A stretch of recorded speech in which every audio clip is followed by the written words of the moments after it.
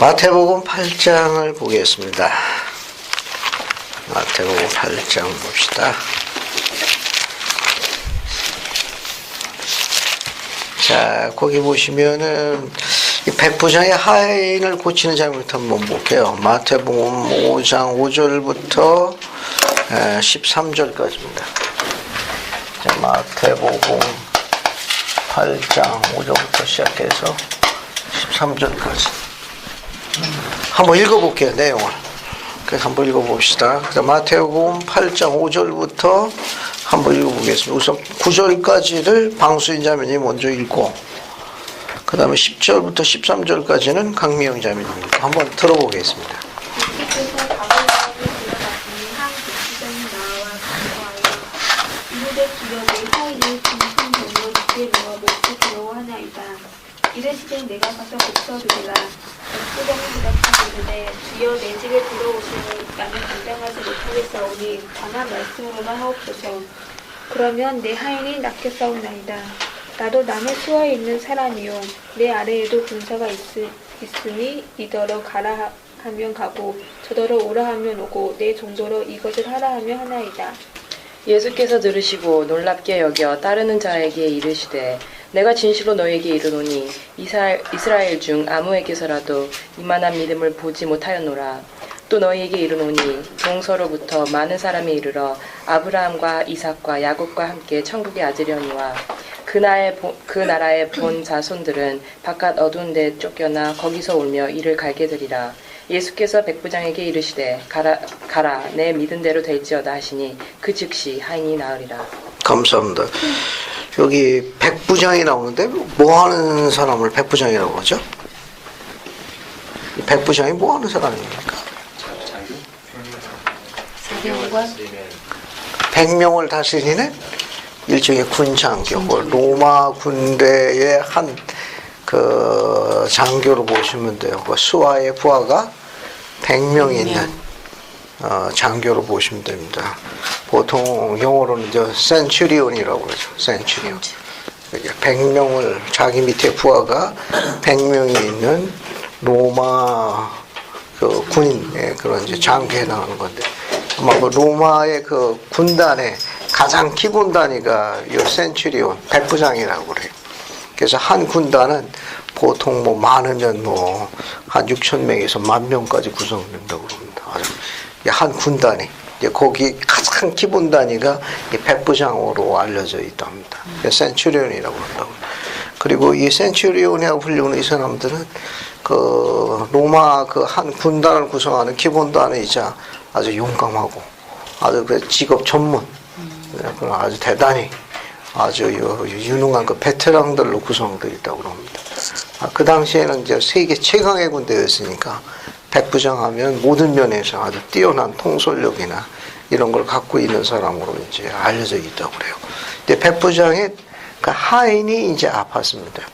근데 이 기록에 보게 되면은, 이 백부장이 이제 주님께 가가지고 자기 종이 지금 아프니까 중풍병에서 집에서 굉장히 이제 고통을 받고 있으니까 도와달라고 그랬더니 주님께서 이제 가서 고쳐주겠다고 그랬죠? 네. 그 7절에 보시고요. 근데 백부장은 뭐라고 그랬습니까? 오지 말라고. 에? 뭐라고 이야기했습니까? 그냥 뭐 내가 그 주님께서 오시는 거 감당하기 어려우니까 그냥 말씀만 하시라고. 그죠? 네. 거기 보면은 주여 내 집에 들어오심을 8절에 내가 감당하지 못하겠으니까 다만 말씀으로만 하시옵소서. 그러면 내 종이 내 하인이 낫겠습니다. 우리 그 평범한 우리 생각에는 어떻습니까? 주님이 정말 집으로 오셔가지고, 그죠? 어떤 그런 도움을 주시는 걸 기대하는데 이 백부장은 어떻게 했습니까? 그죠? 그냥 오실 거 없다는 겁니다. 오실 거고 그냥 말씀만 하시면은 그것은 충분하다고. 그래서 그 구절의 그 이유를 뭐라고 설명했습니까? 나도 남의 수하에 있는 사람이요 내 아래도 군사가 있으니 이더러 가라 하면 가고 저더러 오라 하면 오고 내 정도로 이것을 하면 하지 않습니까? 그저 말씀만 하시옵소서. 그래서 여기 보시면 10절에 예수께서 들으시고 귀히 여겨 이렇게 되어 있는데 선지자 조셉스는 이 번역을 약간 바꿨습니다. 어떻게 바꿨는가 하면 여러분 그 유인물에 보십시오. 유인물 보시면 도움이 되실 거예요. 그래서 유인물 어딜 보시는가 하면은 8-2를 보세요. 8-2. 예수께서 들으시고 귀히 여겨라고 되어 있는데 조셉 스미스 여기에는 문장이 약간 박혀 있습니다. 뭐라고 바뀌었는가 하면은 예수를 쫓는 자들이 이 말을 듣고 귀히 여기더라. 그 귀히 여긴 건 주님이 귀히 여긴 게 아니고 누가 귀히 여긴 겁니까? 예수를 쫓는 자들이 귀히 여긴 게 정확한 표현으로 알려져 있으니까 여러분 거기 8장 10절 예수께서 들으시고 귀히 여기다 밑줄을 치고 그 조셉스 역번역을 하나 옆에다 옮겨 적으세요. 예수께서 귀히 여기신 게 아니고 예수를 쫓는 자들이 귀히 여긴 겁니다. 조금 문장을 바꿔 쓰세요. 문장을 조금 바꿔 쓰셔가지고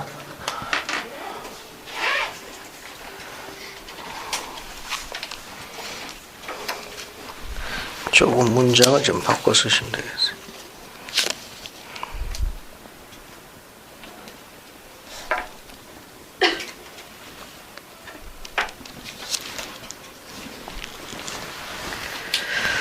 자, 그 다음에 쭉 내려가시고 어딜 보시는가 하면 12절 앞에 나라의 본 자손이라고 나와 있죠? 네. 여러분 그 유인물의 설명을 적어놨는데 8-3을 보세요. 나라의 본 자손. 그 원문은 children of the kingdom에서 왕국의 자손 이렇게 되어 있는데 선지자 조셉은 단어를 조금 바꿨습니다. 뭐라고 바꿨는가 하면 children of the wicked 해가지고 사악한 자의 자녀들로 문장을 바꿔 썼어요. 그 저도 마찬가지로 그 12절에 나라의 본 자손들의 밑줄을 치고 사악한 자의 자녀들로 바꿔 쓰세요. 사악한 자의 자녀들.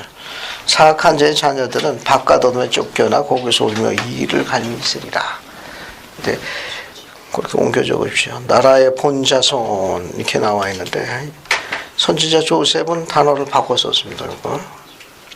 그 사악한 자들의 자녀들 이렇게 바꿔 쓰시면 돼요. 일부 해석하는 해석자들은 지금 이야기하고 있는 그 사악한 자의 자녀들에 대한 그 작은 의미로 뭘 보는가 하면은 혈통만 유대인일 뿐 예수님을 믿지 않았던 사악한 무리를 총칭한다라고 보고 있는 견해도 있습니다. 작은 의미로. 혈통상으로 유대인이지만 예수님을 따르지 않았던 사악한 그런 무리를 총칭하는 표현으로 사용되기도 한다. 작은 의미로 볼 적에. 물론 큰 의미로 보게 되면 그리스도의 복음을 받아들이지 않고 거부하는 자들이 다 사악한 자의 자녀가 될 수 있는데 지금 이 마태복음 8장 12절에서 볼 적에는 혈통상으로 유대인이지만 예수님을 배척했던 사악한 무리들을 총칭하는 표현으로 본다.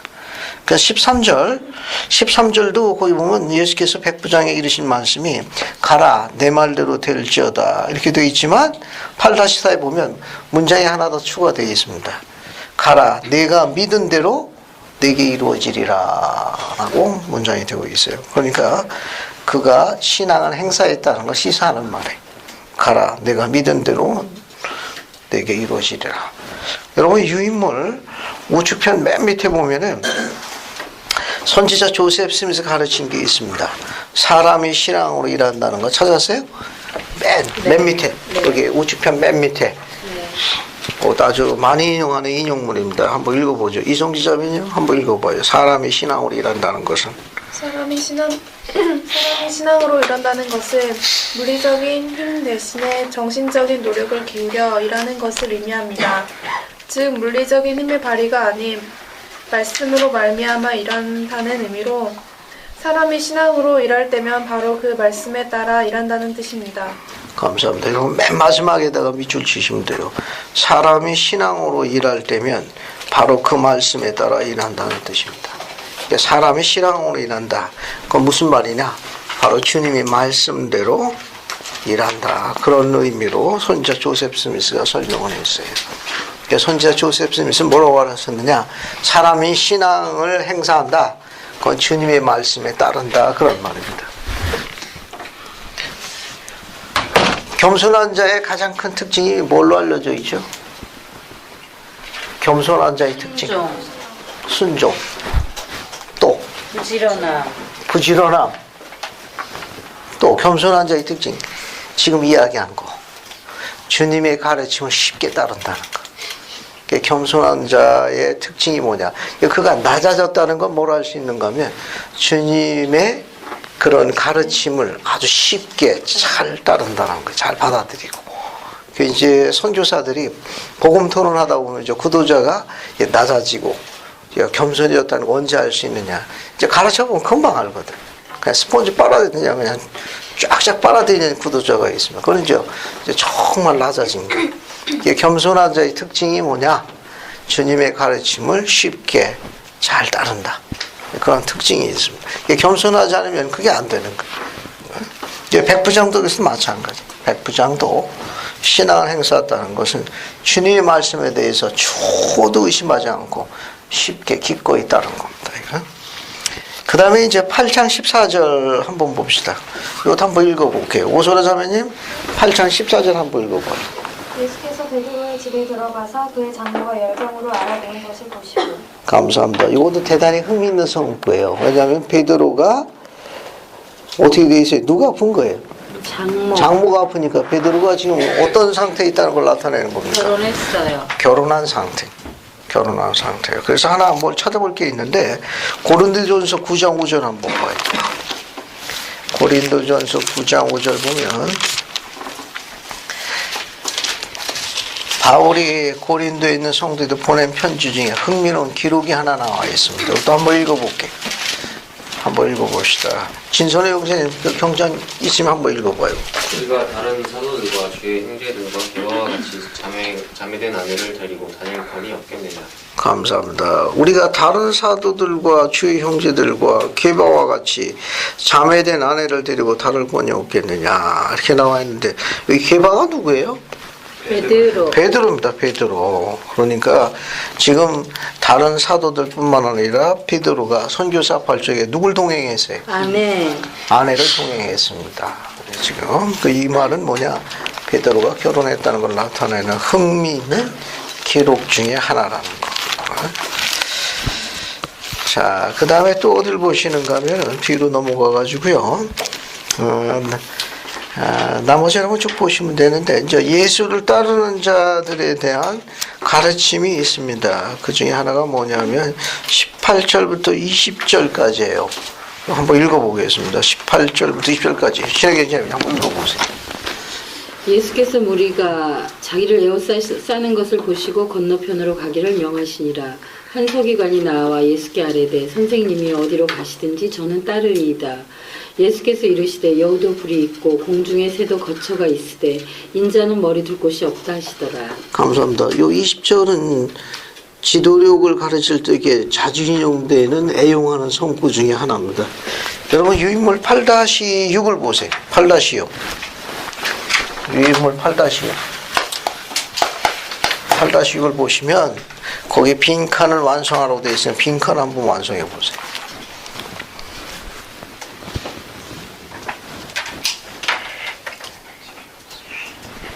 빈칸을 한번 완성해 보십시오.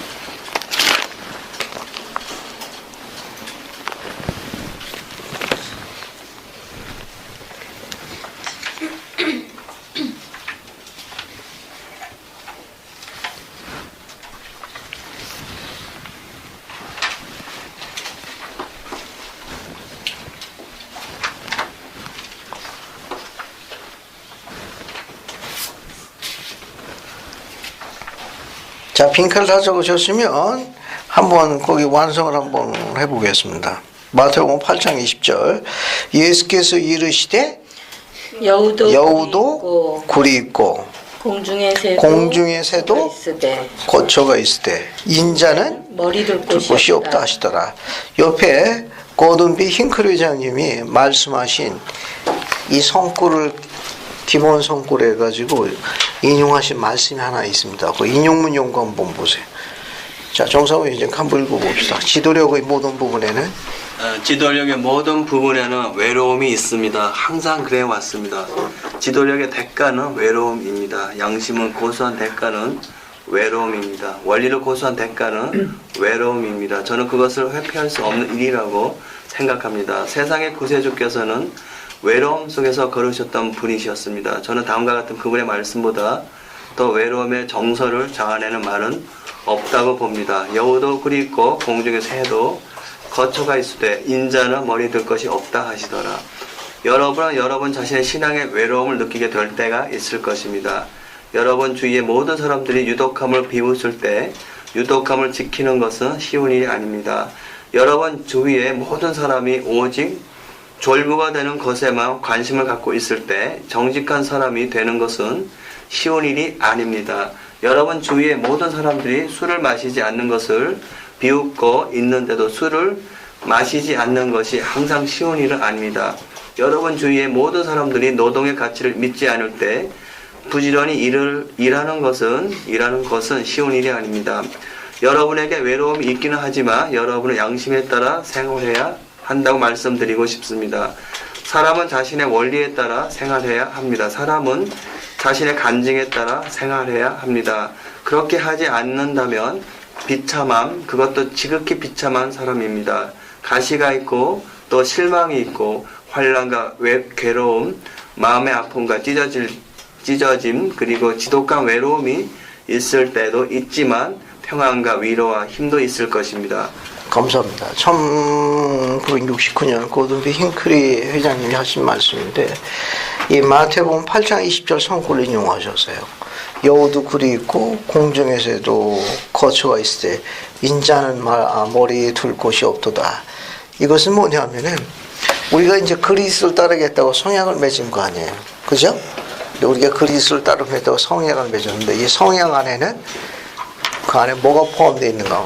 물론 우리가 그분을 따르는 데는 축복과 위로, 소망 그런 것도 다 그런 게 또 있지만 그러나 그 안으로 들어가게 되게 되면 그런 모든 거에 대한 대가를 치르는 거에 대한 가장 중요한 요소 중에 하나가 외로움입니다.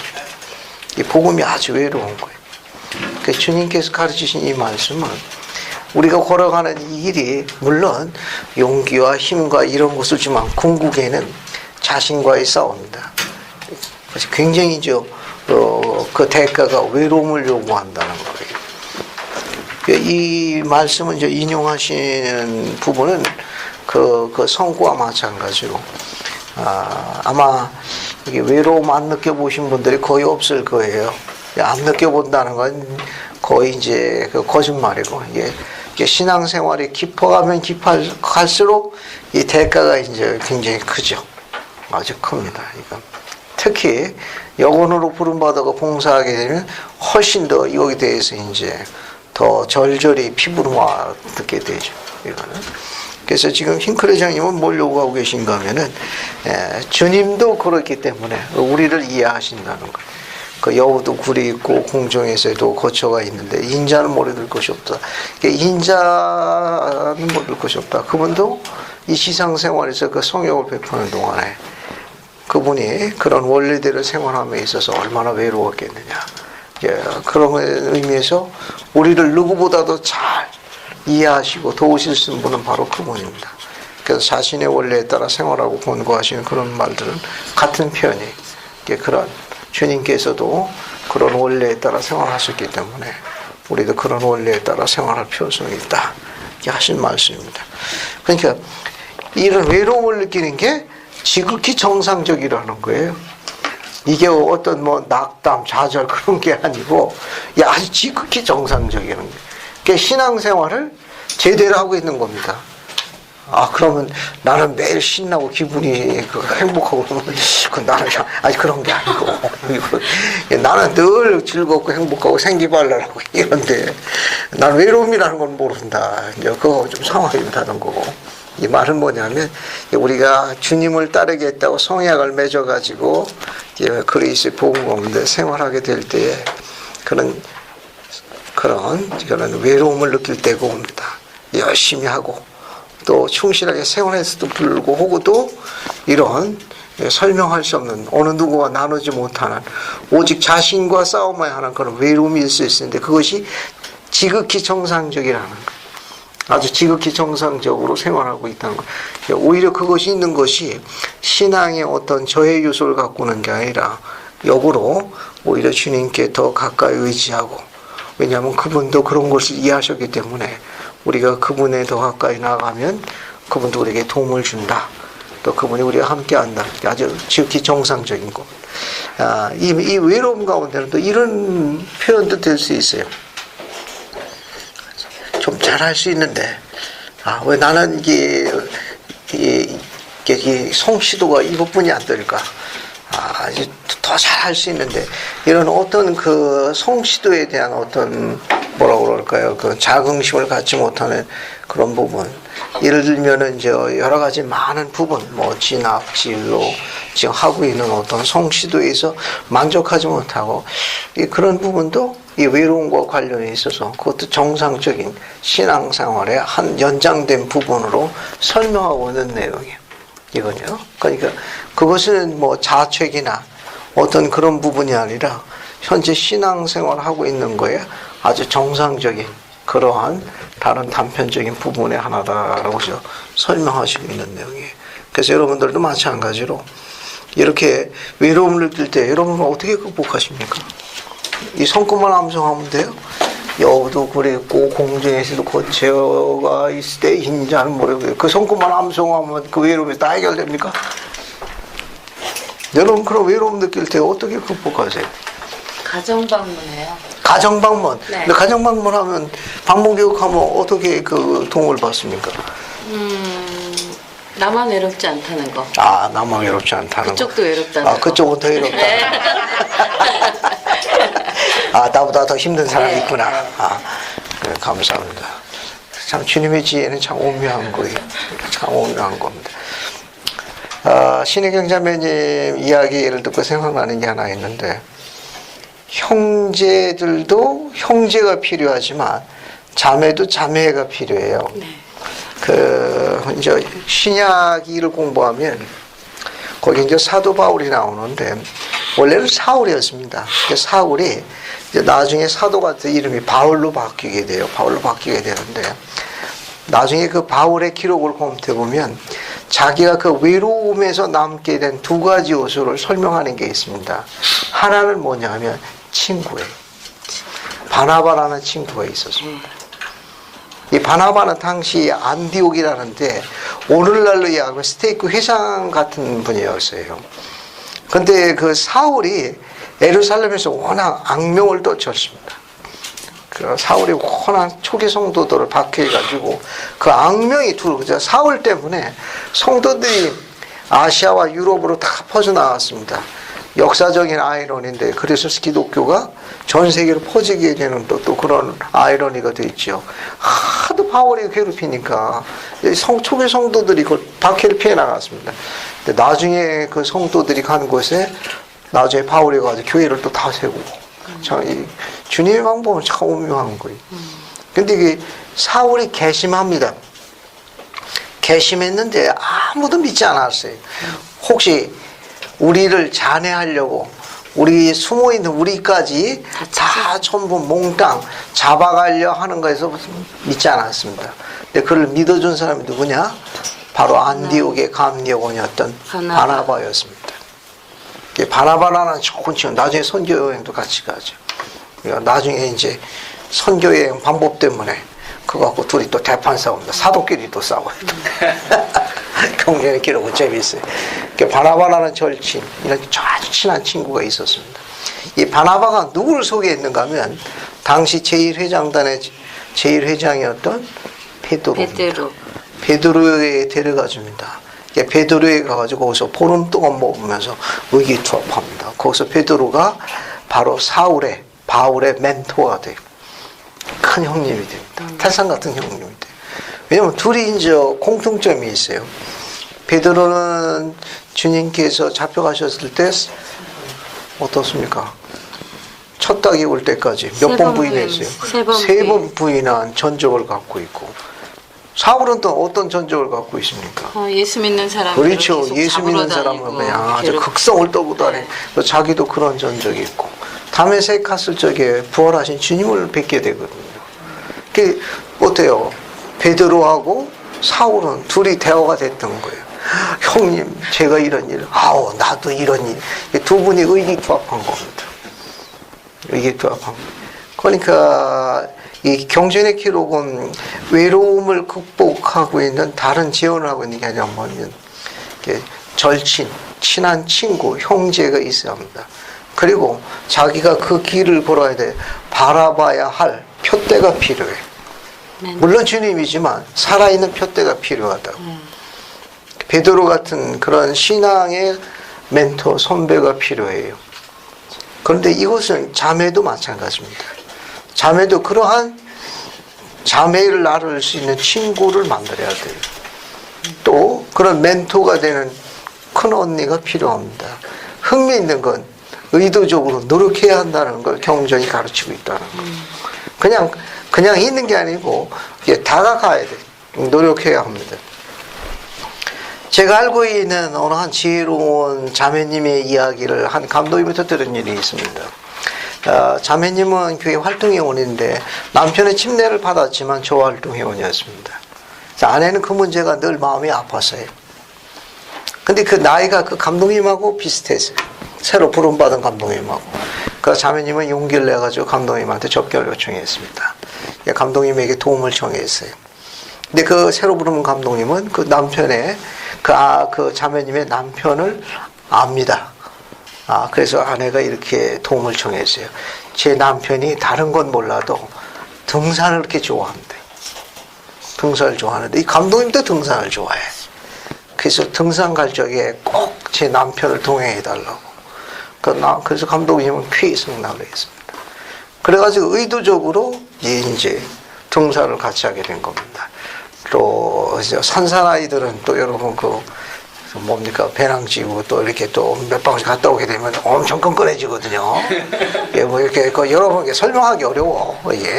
그 긴 시간 동안에 이제 서로 이제 스킨십을 하기 때문에 세월이 흘러가서 나중에 그분이 그와 대해 감독으로 부름받았습니다. 얼마나 지혜로운 아내입니까? 얼마나 지혜로운 아내입니까? 이게 외로움에서 벗어날 수 있는 그런 좋은 그런 이해가 하나 될 수 있습니다. 여러분이 의도적으로 투자를 해야 돼요. 또 의도적으로 그런 멘토를 찾아야 합니다. 그래야만 이 외로움 속에서 이게 이제 고리새가 연결이 되는 거예요. 그러니까 신앙생활도 아주 재미있습니다.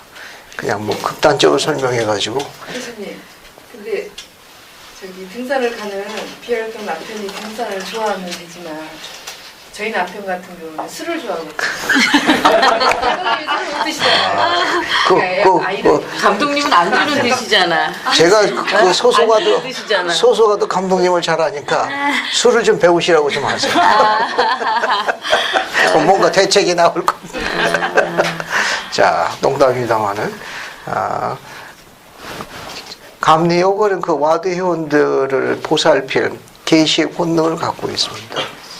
그리고 흥미있는 것 중에 하나는 뭐냐면 그냥 인간이지만 감독이 갖고 있는 권능은 신께서 허락하신 거기 때문에 남편이 술을 먹든 비혼에 관계없이 그분하고 접촉할 수 있는 것 집에 큰 축복을 가져다 줘요. 물론 처음에는 어떻게 될지 잘 모르겠는데 나중에는 그가 하나님의 종에 대한 그 접촉은 나중에 큰 축복을 가져다는 그런 어떤 열쇠가 되는 역할을 합니다. 그 집안에 빛이 들어가게 되는 중요한 그 역할이 돼요. 적어도 하나님께 세우신 종에 그분의 발에 먼지가 떨어져 있다는 건 중요한 증거물이 되는 거예요. 증거물이 되는 겁니다. 우리가 그런 걸 잘 이해하지 못해서 그렇지 굉장히 거룩한 권능이에요. 그러니까 그 감리교원이 왔다 가는 거는 문자 그대로 축복의 가루를 놓고 가는 거예요. 이게 뿌려놓고 가는 겁니다. 이게 그래도 방청소하지 말라는 건 아니에요. 그만큼 그런 부분에 대해서 초점을 좀 맞춰라 그겁니다. 이거는 저는 이 교회 들어와서 이제 신앙생활하면서 미션 스쿨에서도 한 열흘 동안 근무한 적이 있습니다. 여러분 기성교회 목사들 그 신도들이 섬기는 거는 우리 회원들이 배워야 돼요. 뭐 참되다 안 참되다 그거 배워야 돼. 이제 그분들은 이제 예배 모임하면 앞에서부터 이제 그 목사님 침도 은혜야. 침 튀는 것도 은혜. 앞에서부터 쭉 머리도 하나 만져보려고 그래. 머리도 한번 만져보려고. 근데 우리는 어때요? 뒤에서부터 쭉. 오죽하면 저 뒤에 계신 분들 앞으로 좀 오세요. 그럼 또 자유의지 또 간섭한다고 또. 예. 저도 이제 미션스케줄 보니까 그분들은 앞에서부터 은혜 받는다고 쫙. 그거 일찍 와요. 우리는 어때? 그냥 막 사이사이로. 막 사이사이 났다. 또 기가 막히고 몇 분 사이에 또 자리 차는 거 보면 훈련이 엄청 잘 된 거야. 이렇게 신방 같은 거 하게 되면은 그 대접은 우리가 상상하는 정도 이상합니다. 그래서 이제 거기서 은혜 받는다고 그래가지고 또 하고 있는 동안 또 아래 것들은 또 그 차나 이런 거 전부 닦고 뭐 그냥 일을 많았어요. 영광도 그런 영광 없어요. 그런 거 보면은 우리 후기성도 그런 부분에 좀 들여다볼 필요성이 있다 싶은 생각이 있어요. 그래서 이 손구가 아주 간단하지만 여우도 굴이 있고 공중에서도 거처가 있을 때 인자는 모래 둘 곳이 없도다. 이 말을 하신 이유는 그분이 그 백성이 하나님이셨습니다. 이스라엘 하나님 여호와였어요. 그런데 그 백성이 그 왕을 알아보지 못한 그 왕을 대적으로 안 한 거예요. 침을 뱉고 뺨을 때리고 조롱하고 시비 걸고 비웃고 손가락질하고 참 그런 걸 보게 되면은 참 그분에게 배우는 게 굉장히 많습니다. 결국 신앙의 핵이라고 하는 게 인내라고 하는 건 그 무더운 자신과 세워야 합니다. 그러면서 이제 점점 발전하게 되는 거죠. 조금 전에 이야기한 대로 그런 걸 허심탄회하게 나눌 수 있는 벗이 필요합니다. 의도적으로 만들고 투자해야 돼요. 또 앞으로 걸어가는 거에 대한 표대가 필요해요. 그런 신앙의 멘토, 선배가 필요합니다. 특히 개종자가 자리 잡는 데는 이 두 가지 요소가 소속 와드에 있어야 합니다. 그래야 개종자가 잔류하는 거예요. 그게 없으면 다 떨어져 나갑니다. 왜냐하면 개종자가 바라봐야 할 표대가 없으니까 소망을 갖지를 못해요.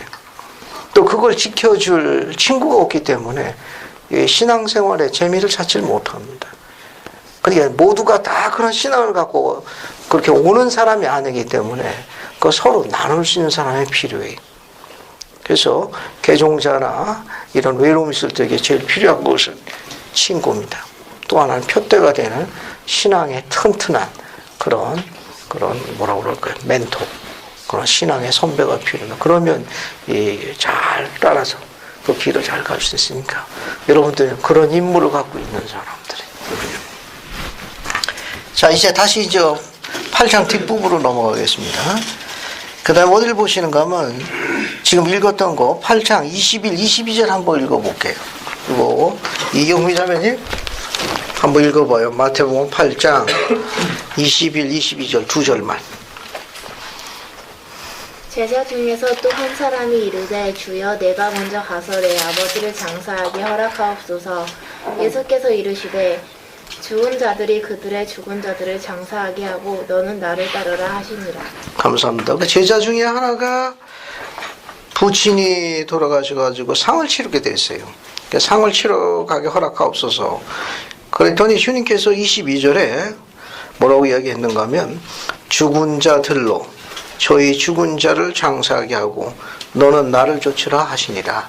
이게 해석이 약간 어려울 수 있습니다. 왜냐하면 죽은 자들이 어떻게 죽은 자를 장사하냐. 앞에 죽은 자, 뒤에 죽은 자가 조금 달라요. 앞에 죽은 자는 그 세상 사람들을 영적으로 죽은 자로 비유한 거예요. 뒤에 죽은 자는 육체적으로 실제적으로 죽은 사람. 그러니까 그리스도를 따르지 않는 사람들은 나를 따르지 않는 사람, 영적으로 죽은 사람들이라고 표현하신 거예요. 죽었다는 건 여기서 영적으로 죽은 자, 즉 주를 쫓지 않는 자들을 영적으로 죽은 자를 비유했고, 뒤에 죽은 자는 실제적으로 죽은 자, 사망한 자를 이야기하는 거예요. 그럼 정리가 좀 되지요? 네. 자, 여러분 유인물에다 적어놨으니까 한번 봅시다. 8-7 보세요. 8-7 봤습니까? 네. 거기 보면 이 말씀의 의미는 영적으로 죽은 사람들로 하여금 육체적으로 죽은 사람을 장사하게 하라는 말씀입니다. 그렇게 요약해서 옆에다 한번 적어보세요. 그래서 죽은 자들로 저희 죽은 자로 장사하고, 마태복음 8장 21 옆에다가 영적으로 죽은 사람들로 하여금 육체적으로 죽은 사람을 장사하게 하라. 그렇게 옆에다 적어두면 나중에 도움을 받을 수 있어요. 이해하기가 이제 쉽습니다.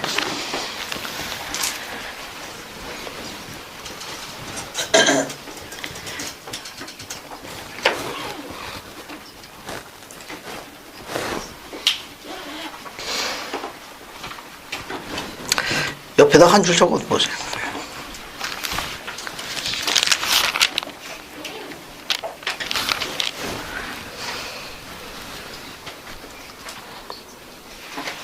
됐습니까? 네. 자, 그러면 뒤에 거 하나 또 읽어볼게요. 여러분, 마태복음 8장 23절부터 27절까지 한번 읽어보겠습니다.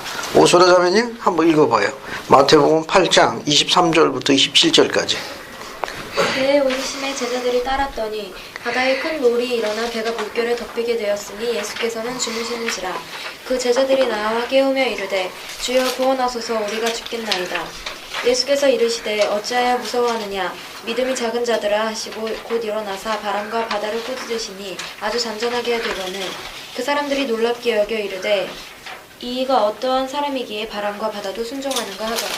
감사합니다. 이 장면은 우리에게 뭘 가르쳐 줍니까? 이 장면은 이게 폭풍을 잔잔케 하시는 자. 창조주라고 하는 사실. 예수님이 창조주. 창조주이기 때문에. 감사합니다. 답은 다 나왔네. 이 말은 뭐냐면 창조주이기 때문에 자연의 모든 것들이 누구에게 순종합니까? 주님께. 주님께 순종하는 겁니다. 땅의 티끌 아주 그 땅의 먼지들도 다 누구한테 순종하는 거예요? 예수님. 예수님께 순종하는 거예요. 왜? 그분이 창조주니까. 그런데 지상에 있는 티끌도 주님께 순종하는데 순종 안 하는 대상에 누가 있어요? 누가 있습니까? 사람. 네? 사람. 그렇죠. 좀 직설적인 단어로 인간들. 인간. 그 인간들만 순종을 하네. 땅에 티끌도 순종을 하는데 인간들만 순종을 하고 태양합니다. 여기 또 뒤에 한번 보세요. 이것도 귀신 시리즈인데 이 귀신 시리즈 한번 봅시다. 우리 사복음서에는 귀신 시리즈가 많이 나와요. 여기서 이제 또 시리즈 중에 한 부분인데 한번 봅시다. 이 귀신에 대해서 28절부터 한번 읽어볼게요. 28절부터 한번 읽어보겠습니다. 저기 장미신 자매님 28절부터 시작해가지고 30절까지 읽어주시고 그 다음에 박윤래 자매님은 31절부터 34절까지 읽어주세요. 또 예수께서 건너편 가다라 지방에 가심에 귀신 들린 자 둘이 무덤사에서 나와 예수를 만나니 그들은 몹시 사나워 아무도 그 길로 지나갈 수 없을 지경이더라. 이에 그들이 소리질러 이르되 하나님의 아들이여 우리가 당신과 무슨 상관이 있나이까. 때가 이르기 전에 우리를 괴롭게 하려고 여기 오셨나이까 하더니 마침 멀리서 많은 돼지떼가 먹고 있는지라. 귀신들이 예수께 간구하여 이르되 만일 우리를 쫓아내시려면 돼지떼에 들어 보내주소서 하니 그들에게 가라 하시니 귀신들이 나와서 돼지에게로 들어가는지라. 온 때가 비탈로 내리다라 바다에 들어가서 물에서 몰사하거늘 치던 자들이 달아나 시내에 들어가 이 모든 일과 귀신 들린 자의 일을 보하니 온 시내가 예수를 만나려고 나가서 보고 그 지방에서 떠나시기를 간구하더라. 감사합니다. 여러분 28절 보면 거기 귀신 들린 자 둘이 나오지요. 네. 그런데 여기 마가복음하고 누가복음에는 이 둘이 한 사람으로 묘사되어 있습니다. 여기 마태복음에는 귀신 들린 자 둘로 나왔는데 마가복음 5장 한번 보세요. 마가복음 5장 같은 내용이에요. 같은 내용인데 5장 2절 3절 보세요. 마가복음 5장 2절 3절 보면 배에서 나오심에 곧 더러운 귀신 들린 사람이 무덤사에서 나와 예수를 만나다. 그 사람은 단수입니다. 한 사람으로 묘사되어 있어요. 누가복음 8장 27절로 갑니다. 역시 같은 사건이에요. 누가도 어떻게 기록했나 한번 봅시다. 누가복음 8장 27절. 거기 27절 보면 육지에 내리심에 그 도시 사람으로서 귀신 들린 자 하나가 같은 사건인데 마태는 2명으로 묘사했고 마가와 누가는 한 사람을 묘사했습니다. 선지자 조셉 스미스는 영감역에서 하나로 통일했습니다.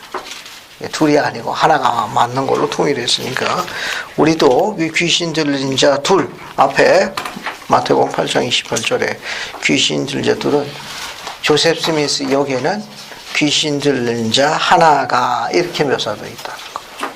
이게 마가 누가와 기록한 부분을 같이 통일하고 있습니다. 그 다음에 29절 보게 되면은 29절 보면 그 귀신 들린 자가 뭐라고 얘기했는가 하면은 마태복음 8장 29절에는 하나님의 아들이여 우리와 당신과 무슨 상관이 있습니까? 때가 이르기 전에 우리를 괴롭히려고 여기 오셨습니까? 라고 이야기했죠. 네. 같은 걸 보겠습니다. 마가복음 5장 7절 보세요. 마가복음 5장 7절 보면 마가는 뭐라고 이렇게 했나 한번 보겠습니다.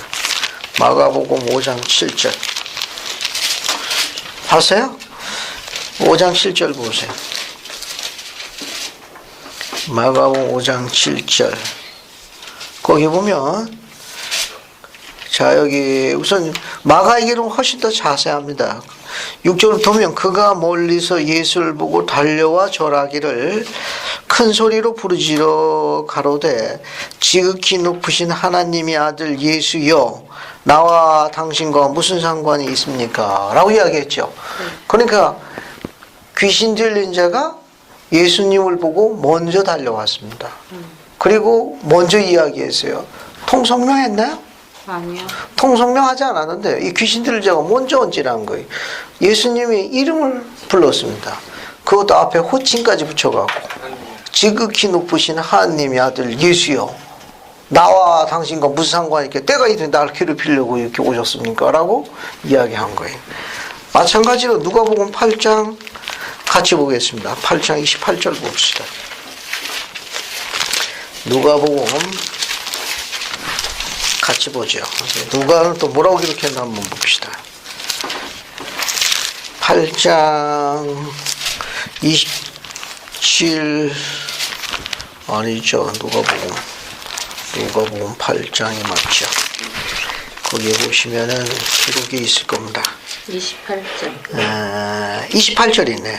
28절 보면 예수를 보고 부르짖으며 그 앞에 엎드려 큰 소리로 불러 가로되 지극히 높으신 하나님의 아들 예수여. 그러니까 마가나 누가의 기록은 마태의 기록보다 훨씬 더 자세하게 기록하고 있습니다. 즉 예수님이 귀신 들린 자에게 간 게 아니라 귀신 들린 자가 예수님께 와가지고 이제 먼저 언질했어요. 그 언질한 내용이 뭐냐? 지극히 높으신 하나님의 아들 예수여.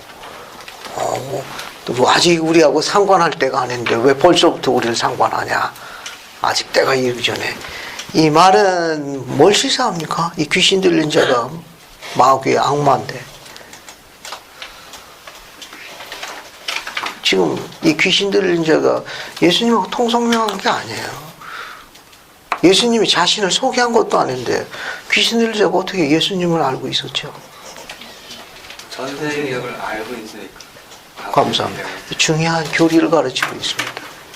그러니까 마귀, 사탄은 그의 무리들은 천국전쟁 때 그걸 쫓은 자들의 3분의 1들은 지상으로 올 적에 어디로 왔습니까? 망각의 장막을 거치고 이게 거쳐서 와야 되는데 망각의 장막을 거치지 않고 왔기 때문에 그들은 어떤 지식을 갖고 있는 거예요? 전세의 기억을 갖고 있다는 사실이에요. 그래서 천국 평회 때 지상의 구세주로 예임된 누구를 알고 있는 겁니까? 예수. 예수님을 알고 계신 거예요. 또 그분이 지상의 필밀의 몸으로 성욕을 베풀고 있는 그분이 바로 그 예수가 이미 창세 전에 구세주로 구속주로 예임된 바로 전세의 예수 그리스도라는 걸 그 마귀가 기억하고 알고 있다는 사실이 됐습니까? 네. 그러니까 이 가르침을 뭐로 의미하는가 하면은 뭐로 의미하죠? 그 마귀가 예수가 그리스도시요 세상의 구속주요 필면의 몸으로 성욕을 베풀기 위해 가지고 지상에 온 그 사람 그 바로 그분하고 동일이라는 걸 알고 있다는 사실을 기억하고 있었고 그게 우리의 복음하고 견뎌볼 적에 우리에게 뭘 시사해 주죠? 그 마귀도 예수가 구속주고 성욕을 베푸는 예수님이라는 걸 알고 있거든. 또 그 기억을 갖고 있고. 그건 우리에게 뭘 시사해 주는 말입니까? 우리가 갖는 중요한 겁니다. 지식만 갖고는 구원이 안 되는 거예요. 마귀는 지식을 갖고 있어요. 근데 우리가 구원받으려면 어떻게 해야 합니까? 그 지식만 갖고 구원받는 거예요. 복음의 원리와 의식에 그렇죠. 순종해야 돼요. 그 지식을 간증으로 갖고 복음대로 생활해야 돼요. 액팅해야 합니다. 율법을 지켜야 돼요. 여기 마귀는 그 지식을 갖고 있었지만 그는 거기에 대한 간증을 갖고 있지도 않았으며 또 복음대로 생활하겠다는 계명을 지킨다는 그것을 증거할 수가 없었던 거예요. 그러니까 우리도 이 가르침에서 시사하는 바는 게 뭐냐면 교회가 참되고 훌륭하고 우리의 복음이 좋다는 걸 알지만 그런 지식과 간증만으로는 어때요? 해왕국에 갈 수 없습니다. 해왕 가려면 어떻게 돼요? 해왕 가르침대로 생활해야 돼요. 그걸 알고 지켜야 된다 그런 말이에요. 왜냐면 마귀도 알고 있었어. 마귀도 그 지식을 갖고 있었다고. 근데 그것만 갖고는 구원받는데 충분하지 않다는 걸 시사하는 내용. 됐죠? 네. 이거 재미난 아주 내용입니다. 그 다음에 이제 또 뒤에 보면 또 어떤 기록이 있는가 하면은 마가복음 5장 9절을 보세요. 자, 그 다음에 어떻게 되는가 하면 귀신 들린 자에게 어떤 일이 일어나는가 한번 봅시다. 마가복음 5장 9절 보세요. 내 이름이 무엇이냐? 5장 9절. 그 보기 전에 우선 5장 8절 보세요. 이 예수께서 이미 저에게 이르시기를 더러운 귀신아 그 상에서 나오라 하셨습니다. 그러니까 더러운 귀신아, 그죠? 네. 악령을 이야기하는 겁니다. 악령 보고 뭐라고 그랬어요? 나오라 했으니까 주님께서는 귀신을 쫓으실 수 있는 뭘 갖고 있다?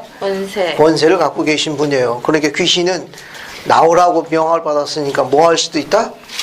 들어갈 수도 있고 나올 수도 있다는 거 유념하셔야 됩니다. 알겠어요? 네. 귀신이 들어갈 수도 있고 나올 수도 있다. 귀신 시리즈 앞으로 몇 개 더 계속 나올 거예요. 결국 이 말은 뭐냐면은 흥미있는 메시지 중에 하나입니다. 그러니까 선자 조셉은 뭐라고 가르치는가 하면 지상에 세 가지 영이 존재한다고 가르쳤어요. 지상에 세 가지 영이 존재한다고 가르쳤습니다. 그 중에 하나가 뭐죠? 하나님의 영이에요. 하나님의 영이 존재하고 다른 하나는 악마의 영. 그 다음에 자신의 영. 자기 자신의 영이 있어요. 그러니까 우리가 이제 육신을 갖고 있잖아요. 우리가 이제 육신을 갖고 있습니다. 그 안에 뭐가 들어있는 거예요? 우리 자신의 영이 들어있는 거예요. 만약에 우리가 하나님을 따르면 우리는 뭐의 인도를 받습니까? 하나님의 영의 인도를 받는 거예요. 우리가 악마를 쫓으면 악마의 인도를 받는 거예요. 지금 이 가르침을 설명하고 있는 가르침. 이거. 그래서 여기 마태복음, 마가복음 아까 이야기한 대로 거기 계속 보세요. 마가복음 5장 나와라. 그랬더니 거기 9절 보면 뭐라고 그랬습니까? 내 이름이 무엇이냐? 그랬더니 이름이 뭐라고 그랬어요? 군대니 우리가 많음이니이다 라고 이야기했죠. 이게 이 군대는 여기 쓰인 그 헬라어 원전이 레기온이라는 단어로 되어 있다고 그래요. 이 군대라고 써 있는 이 단어의 헬라어가 레기온이라는 단어로 되어 있다는데 요거는 그 당시 로마 군단을 묘사한답니다. 약 6,000명에서 10,000명 구성되어 있는 로마 군단을 이야기하는 로마 군단 단위로 알려져 있다고 그래요. 군단 단위로. 왜냐하면 그 밑에 보게 되면은 이 돼지떼가 내려가서 이제 몰사하는데 13절 보게 되면 그 수가 얼추 나와 있습니다. 그 수가 몇 명으로 나와 있죠? 마가복음 5장 13절에 얼마나 나와 있습니까? 돼지떼가 몇 마리예요?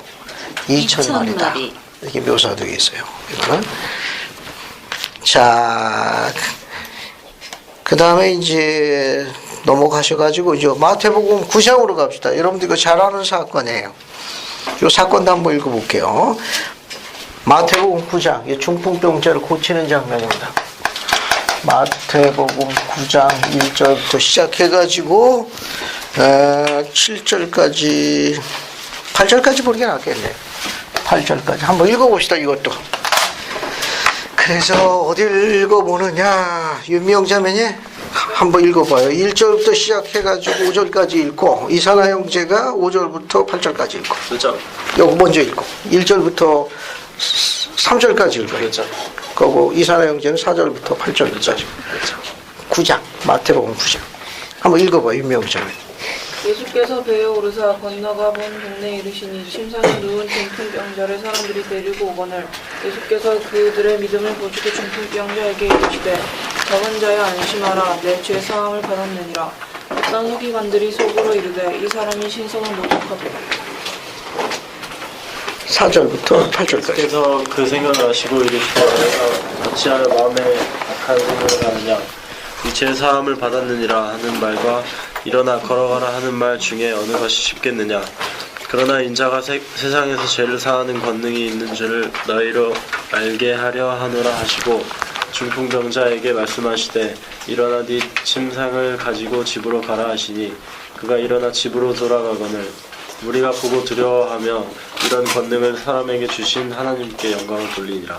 감사합니다. 여러분 거기 마태복음 9장 1절에 예수께서 배에 오르사 건너가 본 동네, 이 본 동네는 가버나움으로 알려져 있어요. 그 당시 갈릴리의 선교 사업의 중심지가 가버나움입니다. 본 동네는 이제 가버나움으로 알려져 있어요. 그 다음에 이제 2절 보시면 침상에 누운 중풍병자를 사람들이 데리고 오는데 사람들이 저희 믿음을 보시고라고 되어 있죠? 거기 마태복음 9장 2절에 저희 믿음을 보시고 거기다 밑줄 치고 마가복음 2장 4절 성구를 2개만 적어보세요. 누가복음 5장 19절 한번 찾아보겠습니다. 한번 같이 찾아봐요. 예수께서 저의 믿음을 보시고 마가복음 2장 4절 한번 봅시다.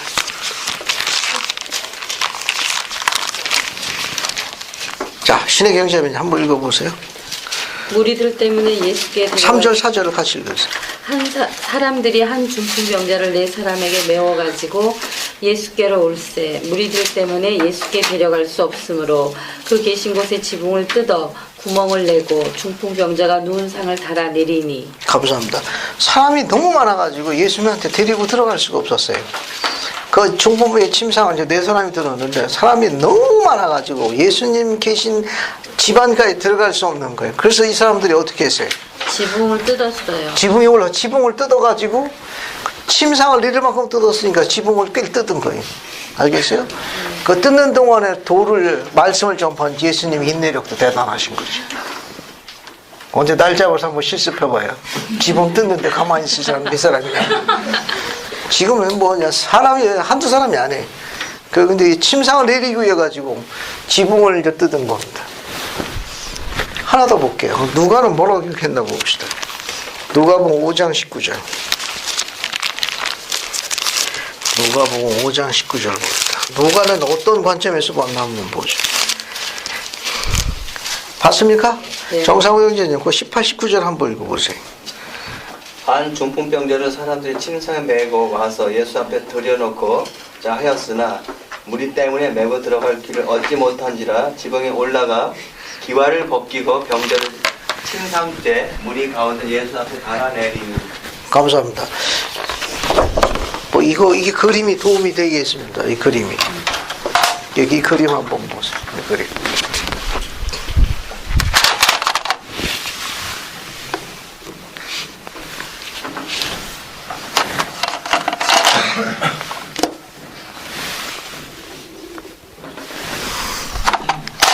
여기 보시면은 지붕 뜯어가지고 구경하고 있죠. 아유, 이거 대단히 엄청 뜯은 겁니다. 이거 뜯어가지고 이렇게 내린 거예요. 아주 그러니까 네 사람이 이 중풍병자를 그냥 내린 겁니다. 그 유대인들의 그 집이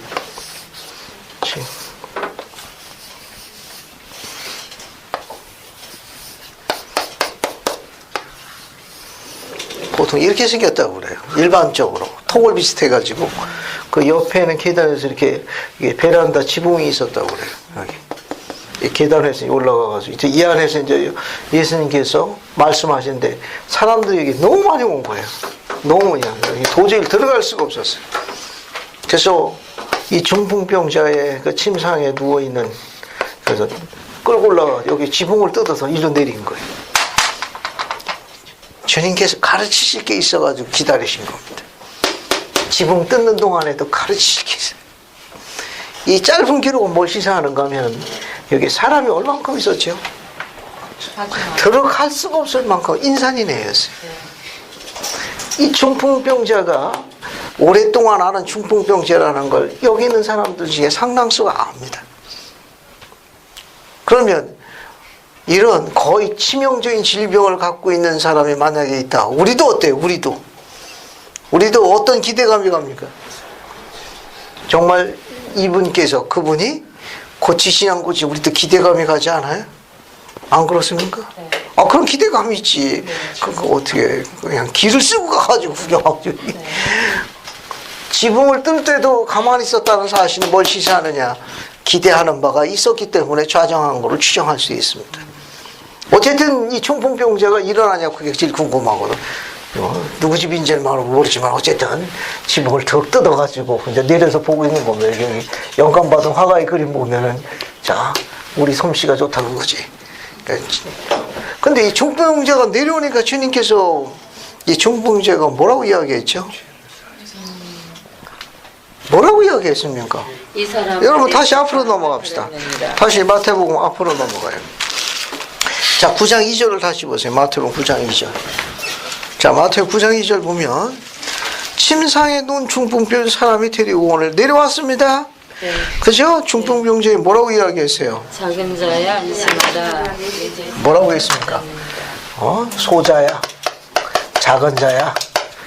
뭐라고 했어요? 소자야, 안심하라. 안심하라. 그 다음에 뭐라고 이야기했습니까? 내 죄사함을 내 죄사함을 받았느냐.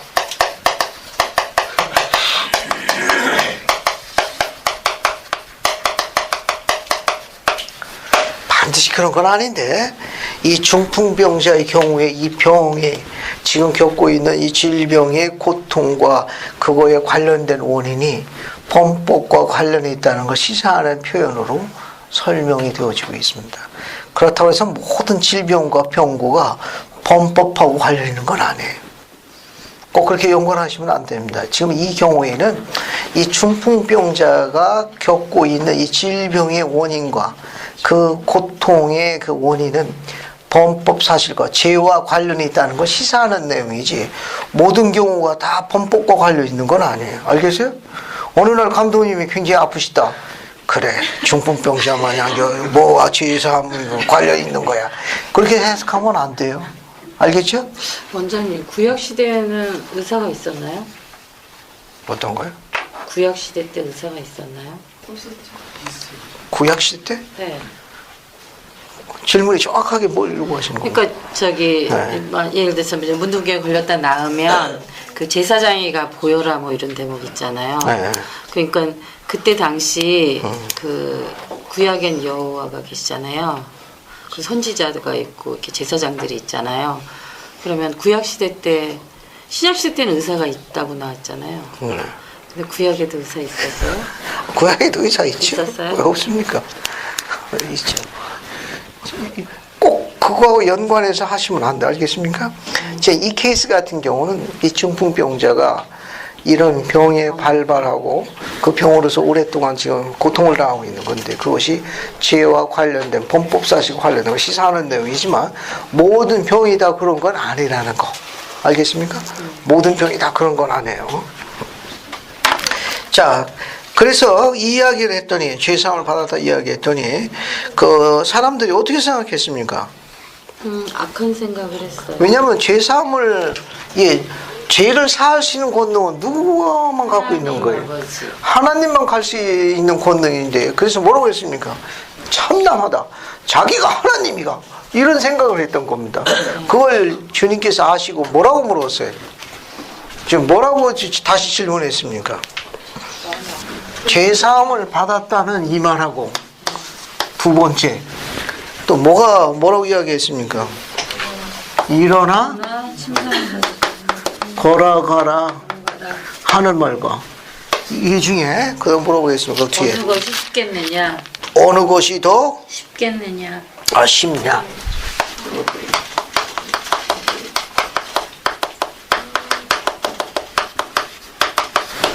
두 개 중에 어느 게 더 쉬워요? 아니, 지금 주님께서 저 중풍병자가 내려오니까 뭐라고 얘기했는가 하면은, 소자야 안심해라, 내가 죄사함 용서받았다고 이야기했어요. 그랬더니 거기 있던 바리새인들이 자기가 하나님이가 죄를 사하게 이렇게 이제 이야기한 겁니다. 그래서 주님께서는 다시 그들에게 질문했어요. 여기 저기 있는 바리새인들한테 죄사함을 받았다는 말과 일어나 내 침상을 갖고 걸어가는 말과 어느 것이 더 쉽겠느냐? 어느 게 더 쉬워요? 옆에 있는 반원하고 한번 의견을 나눠보십시오. 주님은 왜 저 질문하셨습니까? 어느 게 더 쉽습니까? 저 옆에 있는 반원하고 한번 의견을 좀 나눠보세요. 죄상을 받아나는 말하고 일어나 걸어라는 말고 두 말 중에 어느 게 더 쉽냐 하는 거예요. 2번이에요? 1번, 2번 어느 게 더 쉽습니까? 그러나 더 쉬운 얘기죠. 왜 1번을 말씀하신 거는 네. 죄 사는 원세가 있는 것을 나타내는 것이고 감이 있잖아요. 2번에 그냥 누워 있으면 걸어가라고 쉽잖아요. 네 죄를 사는 사람들이 그 사람이 죄 때문에 지금 그 상태가 다른지 모르잖아요. 하나님은 그 사람의 자, 됐습니다. 앞에 보세요. 자, 앞에 보세요. 앞에 보입시다. 그러면 우리 1번, 2번. 1번은 죄상을 받았다. 2번은 일어나 걸어가라. 두 개 중에 어느 게 더 쉽냐? 2번 여러분 어떻게 더 쉽소? 뻔한 답이니까 저는 오답을 1번? 개수로는 2번이 더 네. 쉽지 않을까요? 그래. 대답이 아주 묘하게 대답하네. 양쪽에 다 걸려 있구만.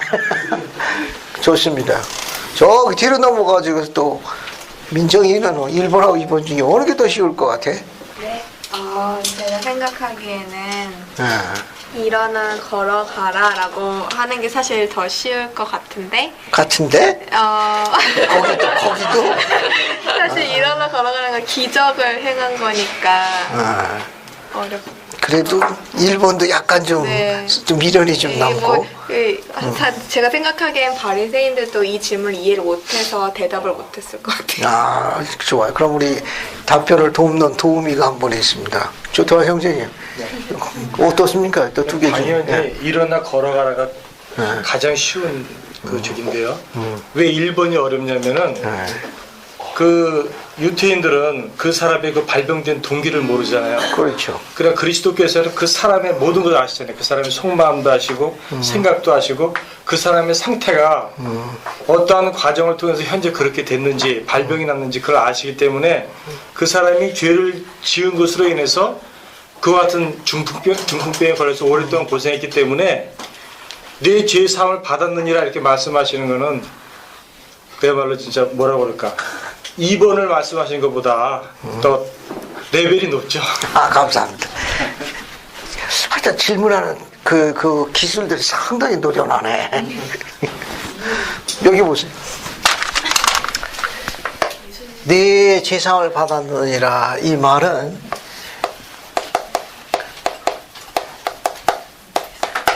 영적인 권능을 갖고 있을 뿐만 아니라 이런 거 육신에 가는 거예요. 주님께서는 영과 육적인 거는 두 가지 권능과 권세를 다 하고 계십니다. 근데 이 사악한 이 유대인들이 주님께서 영적인 이런 영적인 권능과 권세를 갖고 있다는 걸 극대화해서 가르치기 위해 가지고 지금 타이밍을 맞춘 거예요. 지금 중풍병자가 오랫동안 고통받아서 어려움을 겪고 있는 중풍병자들 걸 다 알고 있어 지금. 그 지붕 뜯을 때까지 다 아무 소리 안 하고 있는 거예요. 왜? 고치나 못 고치나 봐야지. 그죠? 그래서 내려옵니다. 지금 중풍병자가 내려오는 거예요. 내려와가지고 도착했어요. 예수님 앞에. 그러면 어떤 일이 벌어져야 되는 거예요? 1번, 2번 중에 기대한 건 뭐예요? 2번이지 2번. 일어나 내 침상을 갖고 걸어가라 그래서 들어올 적에는 지붕 왔지만 나갈 적에는 정문으로 나가는 거 아니에요. 그죠? 그런데 그건 얘기 안 하고 지금 뭐 얘기하고 있는 거예요? 소자야 안심하라. 제사 안 받았다. 아 이게 뭐야 이거? 이게 뭐야 이거? 다들 이게 뭐야 이거? 자기가 하나님이가 지금. 그러고 난 다음에 주님께서 이 말씀을 하시고 주님께서 두 가지 권능이 있다는 걸 말씀하시고 난 다음에 이 중풍병자에 뭐라고 이야기했어요? 일어나. 그죠? 거기 뭐라고 그랬습니까? 6절 보세요. 6절 보세요. 인자가 세상에서 죄를 사하는 권능이 있는 줄을 너희로 알게 하려 하노라 하시고 그런 다음에 중풍병자에 뭐라고 이야기했어요? 드디어 일어나 내 침상을 가지고 집으로 가라 하시니 뒤에 7절 그가 거기 중요한 부사가 하나 빠졌습니다. 손자 조셉은 그가 즉시라는 부사가 빠졌다고 그랬습니다. 그가 즉시 일어나 집으로 돌아가니라. 집으로 돌아가니라. 자, 이 장면은 뭘 이야기하는가 하면은 주님께서 죄를 사하는 영적인 파워, 권세를 갖고 있다는 걸 그 사악한 이스라엘 백성들이 가르칠 중요한 타이밍이었습니다. 만약에 순서가 거꾸로 됐다. 잘 보세요. 순서가 거꾸로 됐다. 지붕이 뜯깁니다. 지금 뜯겨도 지금 흑심들이 있어서 아무 소리 안 하고 기다리고 있는 거예요. 다들 지금 알겠어요? 네. 지붕이 다 뜯기고 중풍병자가 내려옵니다. 내려와서 예수님 앞에 있을 때 예수님께서 일어나 내 침상을 갖고 집으로 가라. 그럼 어떻게 돼요? 여기 있는 사람들이 난리가 난 거지. 우와! 그러면 침상 가지고 나가고 있는 그 중풍병자 뒤에 보고 제사 안 받아? 제사 안 받으라고. 그 사람들에게 설득력이 있어요? 난리 버벅 떨고 있는데 침상 들고 나가고 있는 그 중풍병자에게 소자야 제사 안 받아. 이게 안 되는 거예요. 이게 아무도 듣는 사람 없어. 이 순서가 거꾸로 되면 아무것도 안 된다니까. 예수님이 아무리 소리 질러도 들은 사람 아무도 없어. 다들 와 하고 중풍병자 괜찮아? 어떻게 된 거야? 아무도 주님한테 포커스 맞춰 한 사람도 없어요. 타이밍. 예수님은 죄를 사하는 권세가 있다는 걸 증거하시길 원했던 거예요. 어느 게 더 쉬운 게 질문의 뜻이 아니고 만약에 순서가 거꾸로 됐다 예수님께서 일어나 걸어가라 했으면 거기 난리가 다 수라장이 알겠습니까? 그러고 나가고 있는 그 중풍병자한테 죄사함 받아 죄사함 들었어 이게 안 된다니까. 이게 정리가 됐어요? 네. 주님께서 두 가지 권능을 갖고 계시지만 그들에게는 예수님께서 영적인 권세를 갖고 있다는 걸 증거하기 위한 내용입니다. 이게 자 그렇게 보시고요. 나머지는 비유를 하나 봅시다. 9장 15절 보세요. 9장 15절 보면 예수께서 저에게 이르시되 혼인집 손님들이 신랑과 함께 있을 때 슬퍼할 수 있냐. 그러나 신랑을 빼앗길 날이 이르니니 그때 그들이 금식할 것이다. 여기 신랑이 나오죠? 네. 자 여러분 재밌는 게 하나 있습니다. 재밌는 게 있어요. 구약하고 신약에 어떤 게 있는가 하면은 구약 시계는 여호와를 남편으로 비교했어요. 알겠습니까? 이게 여호와를 남편으로 비교했어요. 그러니까 이게 구약 시계는 그리고 이스라엘 백성 무엇을 아내로 비유했습니다. 구약 시계는. 그래서 이스라엘 백성들이 우상을 섬기면 여호와께서 비난했어요. 간음했다고 질투하시고 짜증난다고 화를 내셨습니다. 그러니까 여호와는 남편이고 아내는 누굴 상징했느냐? 이스라엘 백성을 상징했습니다. 그래서 이스라엘 백성들이 다른 우상을 섬기게 되면 간음이라고 비난하셨어요. 그리고 첫사랑 버렸다고 뭐라고 그러시고 잔소리하셨어요. 구약에서는 그렇게 비유했습니다. 그런데 신약에서는 신랑, 지금 나와 있는 거 신랑은 예수님을 상징하는 거예요. 그 신부는 교회 혹은 성도들 이렇게 비유했어요. 참조를 알아두시면 돼요. 그 여러분 유인물 9-5를 보세요. 9-5 봤습니까? 네. 9-5면은 구약에 보면 남편을 여호와라고 그랬고 아내를 이스라엘 백성이라고 그랬어요. 이사야서 54장 5절 보세요. 이사야서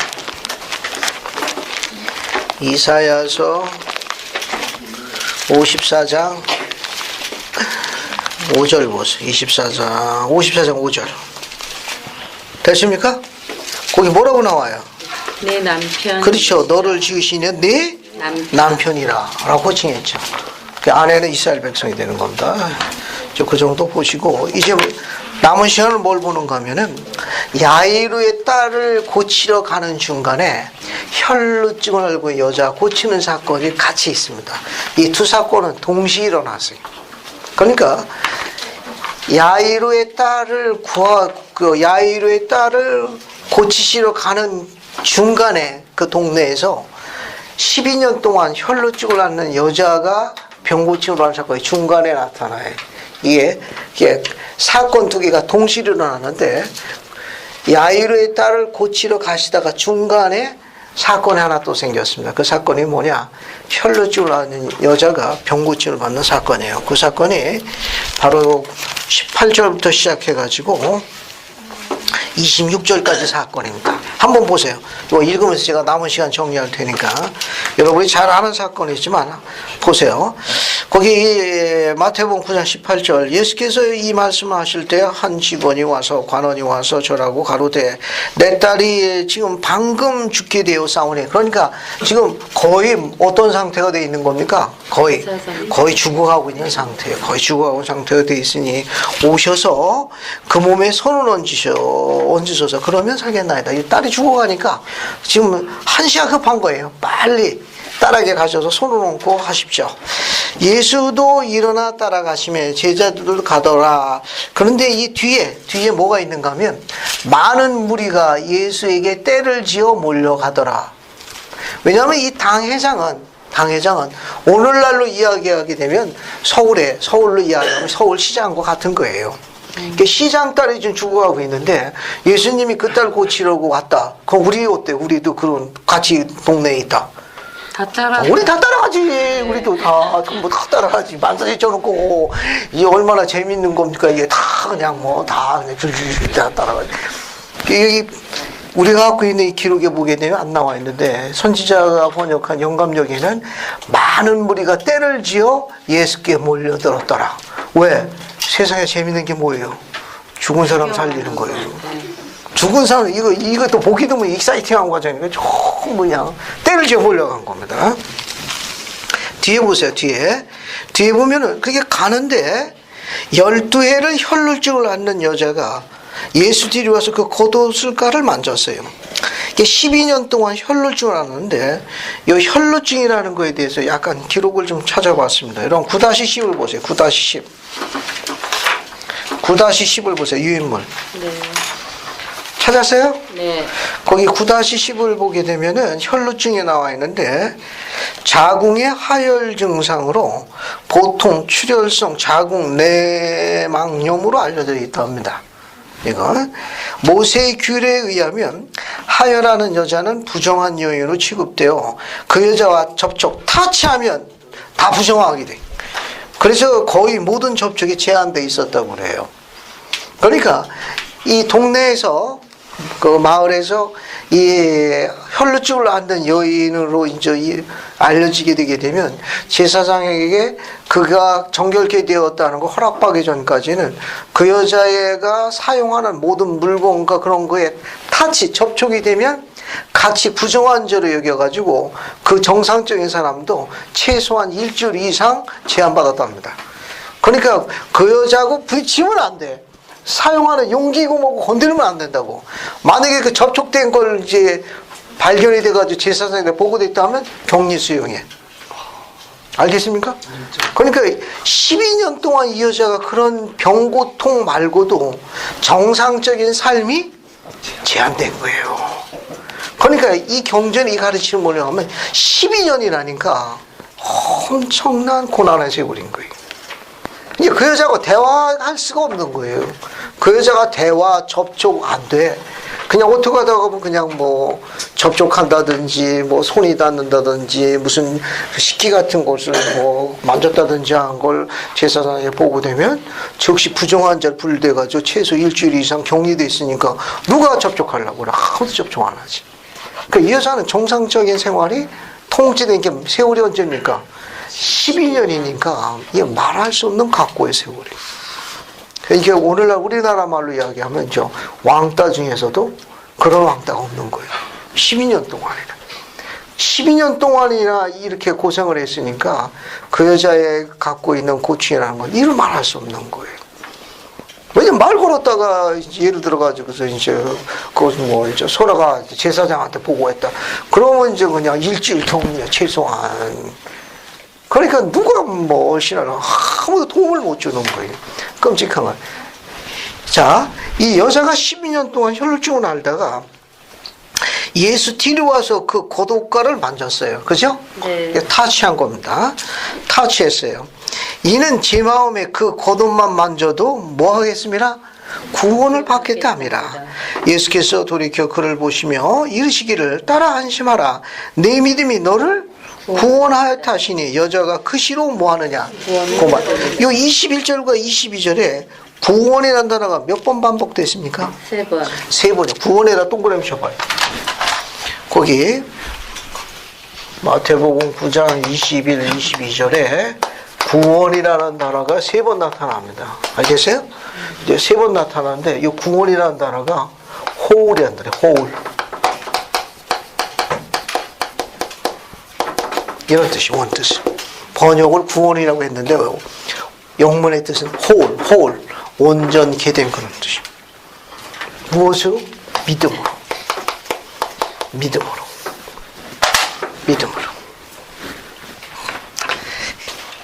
그러니까 이 여자가 병고침을 받으려면 누구한테 가야 돼요?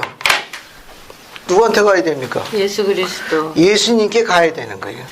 그 예수님께 가면 예수님께서 어떻게 해야 됩니까? 그 여자에게 병고침을 하려고 그러면 타치, 만져줘. 왜냐면 야이로의 딸이 죽고 하니까 야이로의 딸 그 아버지 당회장이 뭘 요구했습니까? 내 딸에게 오셔서 무엇을 얹고? 그 몸에 손을 얹고 내 딸을 살리소서 그랬잖아요. 손을 얹고 타치. 그러니까 이 혈루병을 아는 여자도 자기도 10년 동안 고생했는데 그 소식을 이미 들은 거예요. 예수님께서 소경과 문득 앞에 보면 문득병자도 나오고 귀신 들리자 뭐 이렇게 다 고친 소식을 듣고 있었기 때문에 바로 그분이 지금 어디 오신 거예요? 자기 동네에 온 거예요. 근데 이 혈루병자는 다른 동네를 갈 수가 있나? 아니 못 가요. 이게 통행에 제한받는 거예요. 괜히 보고됐다가는 다 불편하게 하니까. 근데 바로 그분이 지금 우리 동네에 온 거예요. 그러면 어떻게 해야 돼? 이 여자가 누구한테 가야 돼요? 길을 쓰고 예수님께 가야 되는데 갈 수 있습니까? 제사장한테 나 병고침 받으러 가야 되는데 제사장이 허락하냐고. 허락 안 하지. 왜? 예수님이 만져야 되잖아. 타치하면 예수님도 어떻게 돼? 부정한 사람이지.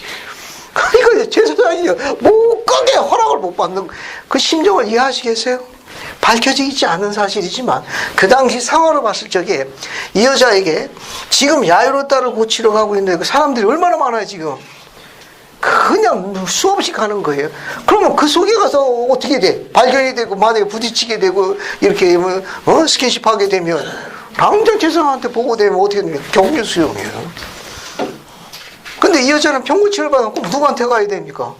예수님한테 가야 돼. 그것도 예수님이 어떻게 해야 되는 거예요? 다지. 손으로 그 딸을 축복을 해줘야 되는 거예요. 그래야만 거기에 있는 수많은 백성들에게 온전히 되었다는 거예요. 입증하는 거예요. 정상 생활로 돌아가는 게 가능한 거예요. 상황은 좀 이해됐죠? 근데 이 여자는 어느 누구한테 허락받을 수가 없어. 왜? 그냥 감금 상태라. 안 돼, 나가서 사람을 타치하게 되면 그 사람도 좀 부정한 사람이 되고, 또 예수님한테 가도한테 예수님도 부정하게만 그냥 타치된 거예요. 감금된 거예요. 근데 이 여자의 소망은 어땠습니까? 예수님께서 타치해 주는 게 아니라 뭡니까? 예수님 옷자락만 맞아도, 끝자락 한 번만 만져도 뭐 할 것 같다는 거예요. 자기가 병고침을 받아 온전케 되리라고 신앙을 행사한 거예요. 신앙을 행사한 겁니다. 다른 기록 하나 좀 살펴볼게요. 우리가 이 기록에 누가복음 8장을 한번 가봅시다. 누가는 어떻게 묘사했나 한번 볼게요. 자, 누가복음 8장 41절부터 48절까지 보세요. 우리가 갖고 있는 누가의 기록이 훨씬 더 적나라합니다. 제가 읽으면 설명할 테니까 누가복음 8장 41절부터 48절까지 한번 보세요. 봤습니까? 네. 자, 이에 당 회장인 야이로야 하는 사람이 와서 예수의 발 앞에 엎드려 자기 집에 오시기를 간구하더니 자기에게 12살 먹은 외동딸이 있어 죽으면, 또 공교롭게 딸도 몇 살짜리입니까? 12살이고 이 여자는 몇 년 동안 혈루증을 앓았어요? 12년 동안 혈루증을 앓은 거예요. 이에 자기에게 12살 먹은 외동딸이 있어 죽어갑니다. 예수께서 가실 때 무리가 옹이하다. 무리가 옹이했다는 건 떼를 지어서 몰려간 거예요. 죽은 딸을, 죽어가는 딸을 다니까. 이에 12회를 혈루증으로 앓던 중에 아무에게도 고침을 받지 못하던 여자가, 그러니까 백방으로 수소문한 세월이 12년이 간 거예요. 예수 뒤로 와서 그 옷가에 손을 대니 어떻게 돼요? 손을 대니 혈루증이 즉시 그쳤더라. 이 기록은 누가만 기록되어 있습니다. 예수께서 이르시기를 내게 손을 댄 자가 누구냐 하시니 다 아니라 할 때 베드로가 가로되 주여 무리가 옹이하여 미나이다 하였도다. 절 보세요. 이 베드로가 재밌는 분이에요. 지금 야이로의 딸, 당회장의 딸이 지금 뭐하고 있어? 12살 된 딸이 지금 숨이 넘어가고 있는 거예요. 지금 베드로는 마음이 바빠. 마음이 바쁜 왜? 그 딸이 숨 넘어가기 전까지 예수님 어떻게 모시고 빨리 가야 돼, 지금. 그런데 지금 예수님 뭐하고 계신 거예요, 지금? 무리들이 지금 옹이해가지고 가는데 지금 갑자기 속도를 내야 가도 시원찮은 판인데 지금 갑자기 멈추고 뒤돌아서 지금 뭐하고 있는 거예요? 지금 하시는 말씀이 겨우 누가 내 옷 만졌냐? 상황 이해하시겠어요? 지금 야이로의 딸이 죽어가고 있는 거야. 지금 어떻게 해서라도 빨리 가야 돼. 예수님을 이제 뒤에서 밀고 가는 거지. 그랬더니 예수님께서 딱 버티고 뒤돌아서가지고서 하시는 말씀 가라사대 누가 내 옷 만졌어? 누구야? 베드로가 뭐라고 했습니까? 포시 없어서 이 수많은 사람들이, 수많은 무리가 지금 함께하면서 밀고 땡기다가 한 거죠. 거기서 스친 거 가지고 빨리 갑시다. 상황이 정리되세요? 예수님 가셨습니까? 안 가셨어요. 왜 그랬을 거예요? 예수님 왜 안 가셨습니까? 지금 베드로가 지금 밀고 가는 거예요. 빨리 갑시다. 지금 여기 이 수많은 사람들하고 섞여가지고 이게 지금 몸싸움 일어나가지고 그런 건데 지금 빨리 갑시다. 지금. 근데 예수님께서는 아니라 누가 내 옷 만졌느니라. 누구뇨? 왜 예수님이 거기서 안 가시고 멈추고 그렇게 질문하셨죠? 왜 예수님이 빨리 가야 돼? 지금 베드로가 미는 거예요. 빨리 갑시다. 근데 예수님 버티고 아니라 누가 내 옷 만졌느니라. 여기 사람들 중에 누가 좀 만졌기로서 빨리 갑시다. 예수님 지금 버티고 계십니다. 왜 거기서 잠시 멈추셨죠? 그 여자가요, 네. 자기가 손 댔으니까 그걸 숨기지 않고 말할 거라고 아셨어요.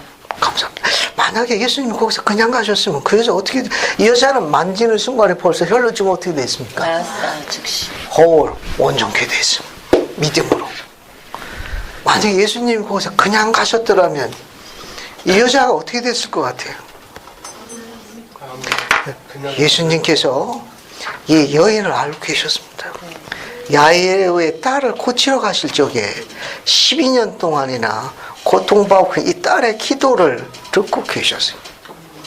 그래서 주님께서 여인에게 가지고 있는 전능자의 연민의 정을 거기서 증거하신 거예요. 지금 성격 급한 베드로는 뭐 하고 있습니까? 갑시다. 갑시다. 예수님은 왜? 경전에 이 기록에 감춰진 겁니다. 예수님께서 딸들을 얼마나 사랑하시는 줄 알아요? 주님은 그 딸의 고통을 알고 계셨어요. 또 그 딸이 그렇게 할 것도 이미 알고 계셨고, 그래서 야일의 딸을 고치러 가시는 중간에 그 여인이 신앙을 행사할 걸 알고 계셨습니다. 그 여인에게 축복을 남기기 위해서 잠시 멈추신 거예요. 그래서 거기 있는 모든 자들에게 다 듣도록 이야기하신 겁니다. 누가 내 옷을 만졌느니라.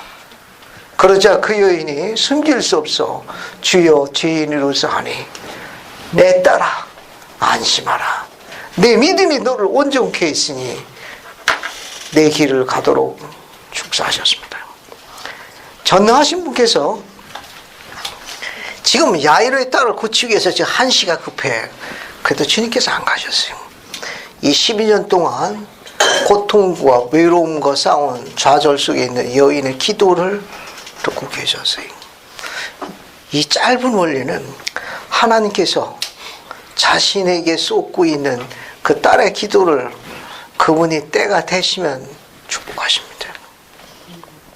때로는 우리는 그런 외로움 속에서 정말 나를 알고 계실까? 내 기도 듣고 계실까? 이런 혼란감에 빠질 수도 있어요. 아무도 없는 외로움 가운데 있을 수 있는데 이 여인이 12년 동안 그렇게 있었어요. 근데 주님께서 그 마을에 오실 때는 야일의 딸 병 고친 외에도 특히 이 딸 때문에 그 마을을 방문하신 거예요. 그 일을 성취하기 위해서. 그 예수님께서 잠시 멈추셔가지고 그 여인을 어떻게 했습니까? 그 여인을 부르시고 그 여인을 타치 만지시면서 그 여인을 축복하셨어요. 그러자 제사장 중에 제사장이요, 왕쥐왕이 그러니까 이제 정상적인 생활로 되돌아가게 된 장면이. 뒤에도 마저 보세요. 뒤에 마저 보면 누가복음 8장 46절입니다. 예수께서 이르시기를 내게 손을 댄 자가 있도다. 이는 내게서 능력이 나간 줄 알미로다 하시니 여자가 스스로 숨기지 못하지 않고 떨며 나 엎드리고 그 손댄 연구와 그 나은 것을 모든 사람 앞에 증거하니 예수께서 이르시되 딸아 내 믿음이 너를 구원하였으니 평안히 가라 하시더라. 얼마나 아름다운 장면입니까? 얼마나 아름다워요. 주님께서 딸에 갖고 있는 이 특히 예수님께서 이 경전에 이룩 보게 되면 딸들에 갖고 있는 그분의 연민의 정이라는 건 기록에 곳곳이 남아 있습니다. 나중에 검토해 보겠습니다만 부활하셔서 보이셨을 적에 하늘에 계신 아버지에게 몸을 보이기 전에 그분의 부활하신 성스러움을 최초로 본 사람도 베드로가 아니라는 거예요. 야고보가 아니고 요한도 아니야. 제일하던 어느 누구도 12사도 어느 누구도 못 봤어. 누가 봤습니까? 마리아라는 여인이 봤다니까. 그 당시 신권소에 제일회장단의 12사도 중에 아무도 본 사람이 없어요. 그 딸이 제일 먼저 봤어요. 그 딸에게 보여줬어요. 자, 그 다음에 이제 뒤에 이제 마가복음 5장으로 갑시다. 마가복음 이제 그래서 좀 마가복음 5장으로 가. 이제 야일의 딸이 어떻게 되는가 한번 보죠. 자, 여기 보세요. 저 마가복음 5장 34절 보세요. 봤습니까? 네. 마가복음으로 오세요. 마가복음이 더 재밌어요. 5장 34절 보면 예수께서 이르시기를 따라 네 믿음이 너를 구원하였으니 평안히 가라 네 병에서 놓여 건강할지어다. 이렇게 말씀하실 때에 당회장의 집에서 사람들이 와서 가로되 당신 딸이 죽었나이다. 어찌하여 선생을 또 괴롭게 합니까? 이게 지체하는 동안에 딸이 어떻게 됐습니까? 죽었어요. 죽었네. 이게 베드로 말에 맞은 거예요. 그죠? 빨리 가야 되는데 거기서 지체하는 사이에 지금 딸이 어떻게 됐습니까? 숨을 거둔 거예요. 선생을 더 괴롭게 하는 거 이제 가도 소용없으니까 야 놔주세요 그런 말이에요. 선생님 가도 별로 할 일이 없다고. 왜 이미 딸이 숨이 넘어와 죽었으니까 더 괴롭게 하지 말라. 근데 잘 보세요. 뒤에 뭐라고 있는 거면은 36절에 예수께서 그 하는 말의 곁에서 들으시고 회당장에 이르기를 뭐라고 이야기했습니까? 두려워 말고 믿기만 하라 하시니 베드로와 야고보의 형제 요한에는 아무도 따라옴을 허락치 아니하고 회당장의 집에 가서 쭉 넘어갑니다. 그 사람들이 뭐하고 있어요? 울며 심히 통곡함을 보시고 들어가서 저에게 이르되 어찌하여 너희들은 그렇게 우느냐? 이 아이가 죽은 것이 아니라 뭐라고 했습니까? 잔다 하고 다 내쫓았습니다. 그랬더니 저희가 뭐 했더라? 비웃더라. 예수께서 저희를 다 내어보내신 후에 아이의 부모와 또 자기와 함께한 자들 데리고 아이 누워 들어가사 거기 41절 그 아이의 손을 잡고 이르시기를 뭐라고 그랬습니까? 달리다꿈 하시니 번역하니 소녀야 내가 네게 말하노니 일어나라 하심이라. 소녀가 곧 일어나 걸으니 나이 12살이라. 사람들이 크게 놀라고 또 놀라거늘 예수께서 이를 아무도 알지 못하게 하고 저희에게 많이 경계하시고 소녀에게 뭘 주라? 먹을 것을 주라 하시니라. 상황 지금 이해하셨죠? 네. 이건 상황. 그래서 야르의 딸도 어떻게 됩니까? 병고침을 받습니다. 죽음에서 이제 일어나는 거예요. 이 상황을 조금 이해할 수 있었으면 좋겠습니다. 거기 특히 그 41절에 관련되어 있는 게 있는데 달리다 꿈이라고 있는데 여러분 유인물 9-10 맨 밑에 거 보세요. 여기 맨 밑에 거. 맨 밑에 거. 봤습니까? 네. 달리다꿈 소녀야 내가 내게 말하니 일어나. 요 말은 이스라엘 어머니들이 아침에 딸들을 깨울 때 하는 아람어로 알려져 있어요. 아람어라는 건 회화체어네. 중동지방, 근동지방에서 사용하는 그러니까 문어체간의 회화체 용어로 알려져 있어요. 그러니까 아침에 이스라엘의 유대인 어머니들이 자기 딸을 깨울 적에 뭐라고 그랬는가 하면 달리다꿈 이렇게 불렀다고 그래요. 그래요. 딸아 내가 내게 이르노니 일어나라 그런 뜻이라고 합니다. 아람어로 소녀야 딸아 일어나라 뭐라고 그런다? 달리다꿈. 집에 가서 한번 해보세요. 달리다꿈. 못 일어나면 좀 말귀 못 알아듣는 거고. 그 밑에 보면 설명이 나와 있어요. 아람어 히브리어와 아주 가까운 셈적 언어인데 오늘날 여러 형태의 아람어가 근동적에 사용되고 있다. 주로 회화적으로 쓰인다. 그 다음에 이제 몇 가지를 적어놨어요. 앞에 적은 것은 아람어고 뒤에는 뜻입니다. 에바다는 뜻이 뭐다?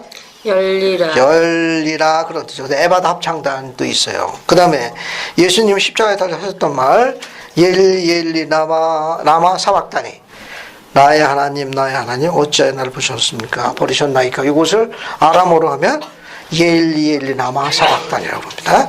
그 다음에 선생님 나의 주님은 라보니라고 부른다는 거. 그 다음에 이제 우리 주께서 오신다 마라나타라고 그래요. 피반 아겔 다 마가 맞습니다. 아겔 다 말아보세요.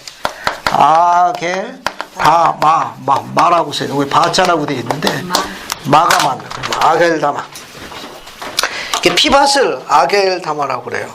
그 다음에 이제 해골을 아람어로 골고다. 들어봤죠? 골고다 언덕. 해골이라는 뜻입니다. 그 다음에 기름 짜는 틀을 뭐라고 그러느냐? 게세마넨 동산. 알죠? 네. 게세마넨 그 아람어입니다. 이거 뜻은 기름 짜는 틀. 그런 뜻이에요. 그 다음에 이제 베드로 선전자 반석돌은 아람어로 게바라고 그런다는 거. 그 다음에 이제 주님의 여종의 이름인데 사도행전에 나와요. 아름다운 눈을 가진 영양 다비다. 이름이 얼마나 이뻐요. 다비다. 아람어입니다. 참조를 알아두시면 돼요. 오늘은 여기까지만 하겠습니다. 다음 주에는 그 뒷부분 이어가지고 10장, 11, 12장까지 다루도록 하겠습니다. 예수 그리스도 합니다. 아멘.